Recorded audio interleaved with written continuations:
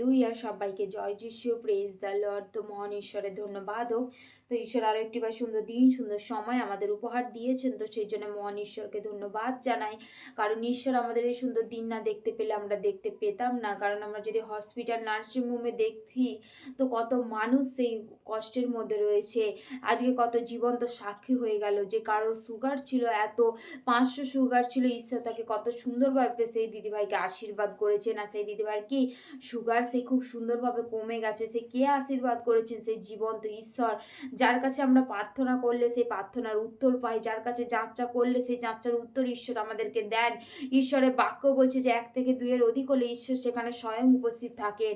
যখন আমরা ঈশ্বরের কাছে ১ কিংবা ২ এর অধিক হই, ঈশ্বরের কাছে প্রার্থনা করি, ঈশ্বরের কাছে গৌরব, ঈশ্বরের কাছে প্রার্থনা করি, তখন ঈশ্বর স্বয়ং উপস্থিত থাকেন। হালেলুয়া!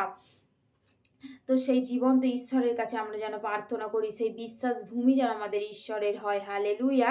আজকে যদি দেখি আমরা গীতসংহিতা ৪২ অধ্যায়, হালেলুয়া! কি বলছে বাক্য?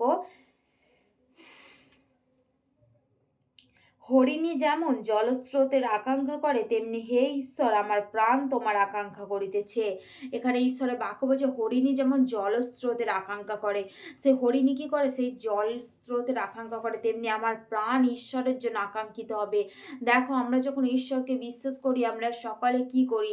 কারণ আমরা আমরা যদি নিজে থেকে ঘুম থেকে উঠে পড়ি এবং আমরা প্রার্থনা করতে ভুলে যাই, তখন কি আমাদের সমস্ত কিছু কাজ এলোমেলো হয়ে যায়।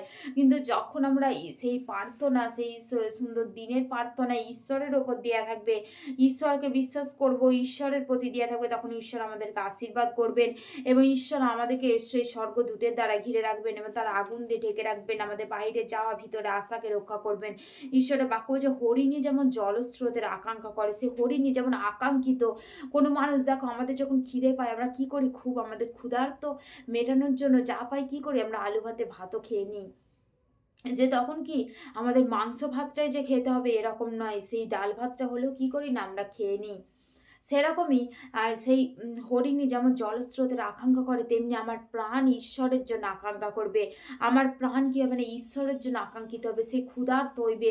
কারণ আমার কোনো খুব খিদে পেয়েছে, কিন্তু সেই খাবারটাকেও রেখে দিয়ে যদি আমরা ঈশ্বরের প্রতি সেই প্রার্থনা করে সেই খাবারটাকে খেতে পারি, তো সেই খাবার কি করবে? সেই ঈশ্বর আশীর্বাদ করবেন সেই খাবারকে। আর সেই খাবার খেলে কি আমাদের কোনো কিছু কষ্ট হবে না। হালেলুয়া!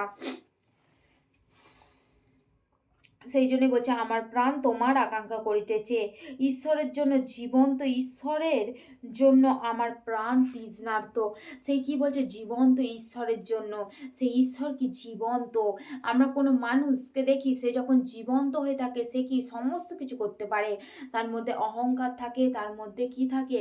তার মধ্যে সমস্ত কিছু থাকে। কিন্তু সে যখন মৃত হয়ে যায়, তার মধ্যে কি আর কিছুই থাকে না। কিন্তু ঈশ্বর হচ্ছে জীবন্ত, আর সেই জীবন্ত ঈশ্বরের জন্য আমার প্রাণ কি তৃষ্ণার্ত। সে যেমন জলের তৃষ্ণা, যেমন জল খেলে যেমন আমাদের তৃষ্ণা মিটে, সেরকম আমাদের বাক্যের মধ্য দিয়ে, আমরা যখন বাক্যের মধ্যে দিয়ে যাব, সেই বাক্যের মধ্যে দিয়ে আমাদের তৃষ্ণা মিটবে। সেই বাক্য আমাদের মনে হবে যে আমার জল যেমন পিপাসিত, জল খেলে যেমন আমার তৃষ্ণা মেটে, সেরকম ঈশ্বরের বাক্য পেলে আমার সেই তৃষ্ণাটা মিটবে। ঈশ্বরের বাক্য পেলে আমার আত্মার তৃষ্ণাটা মিটবে, আত্মার ক্ষুধাটা মিটবে। সেই জন্য সে আত্মার ক্ষুধা এবং তৃষ্ণা আমার দুটোই মিটবে ঈশ্বরের বাক্য পেলে। হালেলুয়া! আমার বিদেশীগণ সকলে একত্র হইয়া আমার বিরুদ্ধে কানাকানি করে। তাহারা আমার বিপক্ষে অনিষ্ট পরিকল্পনা করে।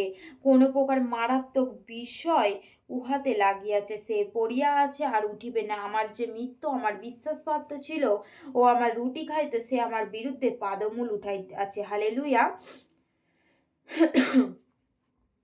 দেখো, যখন আমরা সেই অন্ধকারের মধ্যে ছিলাম, সেই কষ্টের মধ্যে ছিলাম, তখন কি কেউ তোমাকে বলেনি যে তুই সুস্থ হবি, এখানে আয়? কি ডাক্তারের কাছে গেলেও কি হয়? আমরা কি এমনি যেতে পারি? তার ফিস থাকে, তার ওষুধ থাকে, সমস্ত কিছু থাকে। কিন্তু যখন আমরা ঈশ্বরের কাছে আসি, তখন কি আমরা ধৈর্য, মন, প্রাণ, বিশ্বাস নিয়ে আসি। যখন আমরা ডাক্তারের কাছে গিয়ে ১ ঘন্টা বসতে পারি, ১.৫ ঘন্টা, ২ ঘন্টা, কত দূর দূরান্ত চলে যাচ্ছি ডাক্তারখানা, সেরকম আমরা যখন ঈশ্বরের গৃহে যাই, ঈশ্বরের কাছে যাই, তখন কি হয়?